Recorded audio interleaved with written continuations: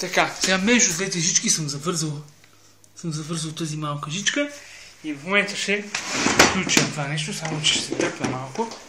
Ще си сложа на очите предпазител, за да мога да гледам какво става без да се страхувам. И сложа на ръцете ръкавици, за да не ме изгори и евентуално нещо, ако стане да пръсне. Така. Ето, сложих си някакви гумени ръкавици. Сега нека да видим. Това се снима все още. Ето, тук ще остава нещо. Сега надявам се, че се хваща. Ако не се хваща, извините, ама доста ме е страх сега.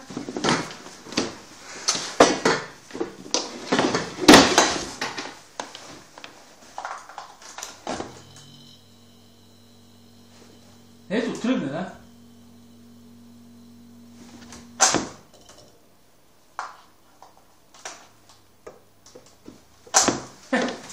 Да, това е било проблема.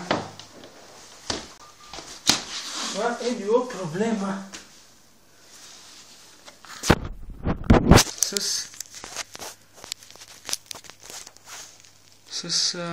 значи така се оправя. Ето.